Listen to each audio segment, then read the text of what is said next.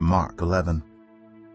As they approached Jerusalem and came to Bethphage and Bethany at the Mount of Olives, Jesus sent 2 of his disciples, saying to them, "Go to the village ahead of you, and just as you enter it, you will find a colt tied there, which no one has ever ridden. Untie it and bring it here. If anyone asks you, 'Why are you doing this?' say, 'The Lord needs it and will send it back here shortly.'"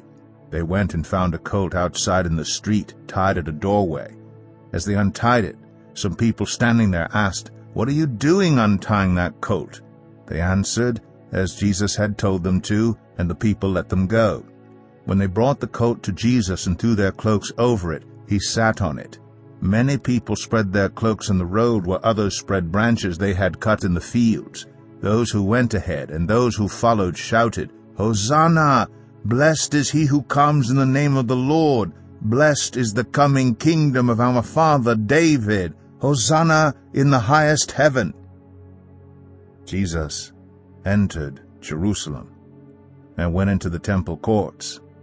He looked around at everything, but since it was already late, he went out to Bethany with the 12.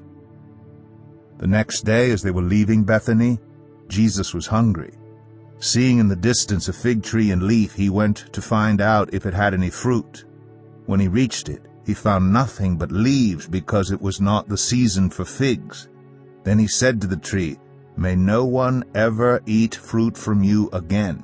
And his disciples heard him say it.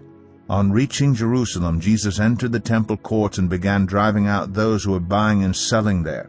He overturned the tables of the money changers and the benches of those selling doves, and would not allow anyone to carry merchandise through the temple courts. And as he taught them, he said, "Is it not written, 'My house will be called a house of prayer for all nations,' but you have made it a den of robbers?" The chief priests and the teachers of the law heard this and began looking for a way to kill him, for they feared him, because the whole crowd was amazed at his teaching. When evening came, Jesus and his disciples went out of the city.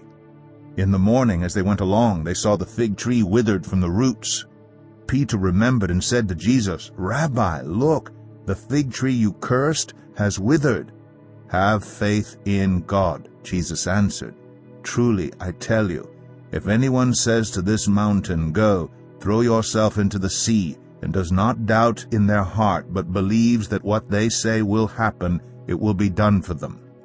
Therefore I tell you, whatever you ask for in prayer, believe that you have received it, and it will be yours.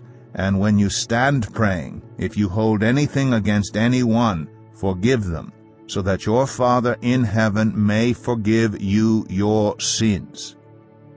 They arrived again in Jerusalem, and while Jesus was walking in the temple courts, the chief priests, the teachers of the law, and the elders came to him. "By what authority are you doing these things?" they asked. "And who gave you authority to do this?" Jesus replied, "I will ask you one question. Answer me, and I will tell you by what authority I am doing these things.